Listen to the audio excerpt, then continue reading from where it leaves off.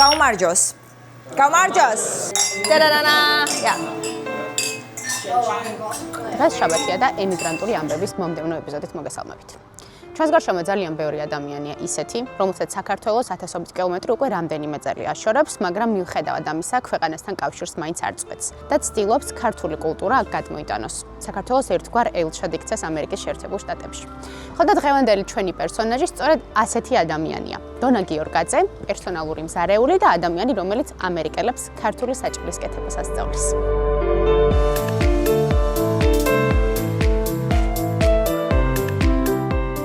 ჩამოსვლა. ესეთი love story იყო რა, ფაქტურად პირველ ჩამოსვლაზე გავიცანი ჩემი ახალი მეუღლე და მე უკვე როგორც საქორწინო ვიზით ჩამოვედი და გადმოვსახლდი.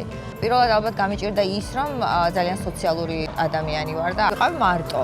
არ მუშაობდი რაღაცა პერიოდი, სანამ საბუთებს არ მივიღებდი მუშაობის უფლებას. არაფერი არ ვიცოდი ფაქტურად ინგლისურის გარდა. რესტორანშიც ვერ მუშაობდი, მიმტანად, იმიტომ რომ არ მქონდა რანაირი გამოცდილება და ვითხოვდი, ვიხვაწებოდი რომ ამუშავებ, მიმტანა, ძალიან მაგარი მიმტანი ვიქნები მეთქი.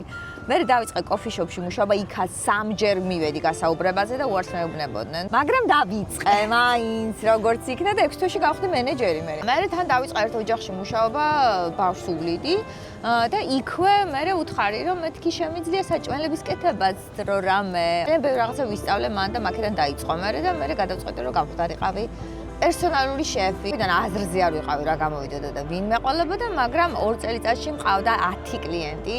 მივდიოდი საჭმელებს უკეთებდი მთელი კვირის სამყაროს, წამოვიდოდი ლამაზად და ასე ვიმუშავა მე მგონი 8 წელი. აღმოჩნდა შენ თავს სამზარეულოში და მე დაიწყო ეს მასტერკლასები ამერიკელებისთვის. მასტერკლასებამდე გავაკეთე წიგნი ეს ქართული სამზარეულო ინგლისურად რეცეპტები. მე ეს რო დამამთავრე, გადავწყვეტე რომ გამეკეთებინა კიდე ახალი წიგნი და დავიწყე მუშაობა ამერიკულ comfort food-ზე უკვე ქართულად, რომელიც გამოვიდა საქართველოში მაისში და შემოსავალი ჩემი წილი გადაეცემა ბავშვებს დაუნის სინდრომის ორგანიზაცია არის ბაბალე.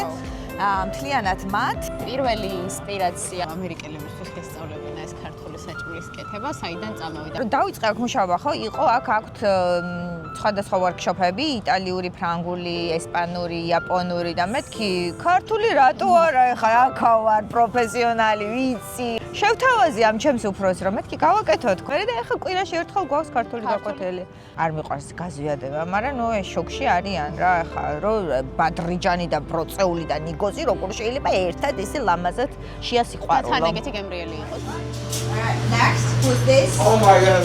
First toast we usually say is a toast for peace because without peace, nothing matters. And also, I love to say toast for good food and good people around because food should be shared. I'm very happy and I'm very grateful for all of you coming here.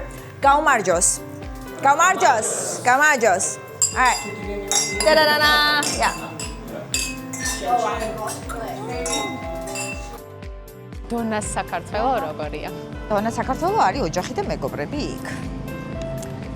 დედა იქ არის და ყოველ დაბადების დღეზე ჩავდივართ ხოლმე მე და ჩემი შვილები. მას მერე განსაკუთრებით რაც მამა გარდაიცვალა. მეგობრები რა თქმა უნდა, ის მეგობრები, რომლებიც დავტოვე იქ და ეგ არის ჩემი საქართველო. ადამიანები არიან ჩემთვის საქართველო.